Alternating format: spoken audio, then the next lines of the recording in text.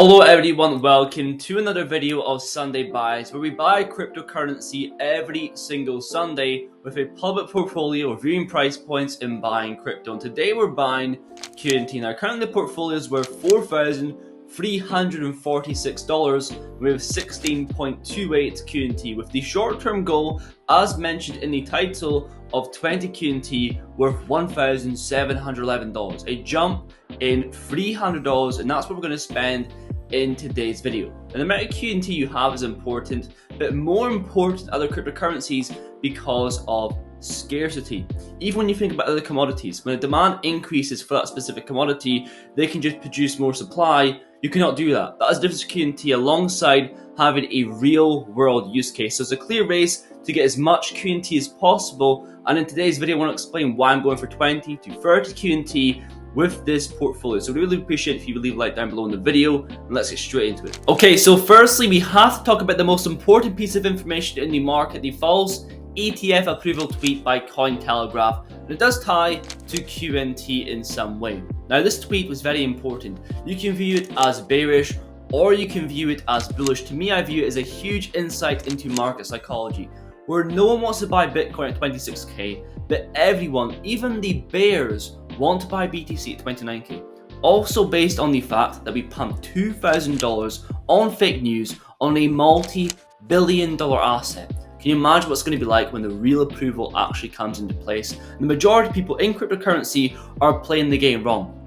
They wait until the information is out there and open. They wait until the ETF is approved. They wait until the cryptocurrencies are on tier 1 exchanges. They wait until the NDA is over, the non-disclosure agreements are over, and the partnerships are in the open. You have to position yourself accordingly before these things actually come into place. For example, even whales can play the game incorrectly. This whale on screen spent 613,000 USDC on the premise that the news is actually real information, found out as false, then lost 49 grand in 10 minutes. And so being early and positioning yourself is very important, and dollar cost averaging helps with that process, hence why we dollar cost average on the series. Now if I focus on QNT, I'm still very bearish in the short term, at least until we hold above $90 for a few days. The charts are still showing weakness, which is fantastic if you are looking to buy. To me personally, one of the best risk-reward ratios in the market right now, while it's under $90 per QNT. And that's going to help us to get to our goal of 20 QNT.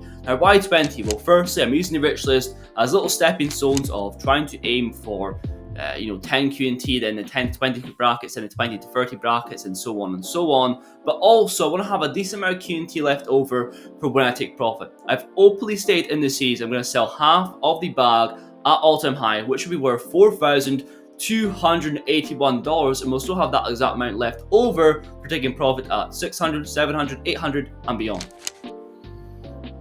And it's really key to have a plan in place what you're going to do when the actual bull run approaches, because you might sell out of emotion, sell all your crypto, miss out on future gains, or you might not sell at all, get really greedy and miss out on any gains at all, and get left holding the bag. Now we're on to the exchange. We can see, but before the exchange, we can see interest in crypto, in quant specifically, is at an all-time low. Prices are low, but I'm buying. I'm guessing you're buying also, so let me know down below in the comment section, what is your short-term goal for QNT? Now on the exchange, KuCoin, we can see, going to buy $330 worth of QNT. That should be around, bring it to $20 worth of QNT, or 20 QNT, sorry. Buying the QNT. Now finally it's going to go through, there we go. And for some reason the portfolio is not showing the amounts, but it would be worth $4,700, and we finally have 20 QNT. Next goal is 30 QNT. Hopefully we will reach that before the end of 2023. And also in the portfolio we decided to sell the XDC around $290 worth. We're going to rotate that to a low cap like API3, like WTK, like DAG, or a new crypto in the portfolio, like someone recommended last video, CSPR. Also, this project, Quant Network QNT, really gets me excited. For example, when you think about these crypto companies, they're holding off information until bullish conditions return, until the ETFs are approved, until the Bitcoin halving is here, until the money printer goes live again. Then liquidity is back in the market. bullish conditions return, then they're going to release info. For example, I think it was Casper, CSPR, they were under, I think, 90, probably more than that, NDAs with non-disclosure agreements with Fortune 500 companies, a huge number. I can't remember the exact number, but a huge number. And if QNT Network are releasing it, their own Project Rosalind with the Bank of International Settlements, with the Bank of England, imagine how many NDAs they're actually under with positive info, saving for bullish conditions. Food for thought. Now on to actual news in the market, with the Hong Kong Virtual Asset Consortium with QNT going live 20th of October. And this is an index for investors from China, and currently you can become a virtual asset exchange member, and coming soon is a financial industry member. So we should see money flow from China and possibly even institutional money.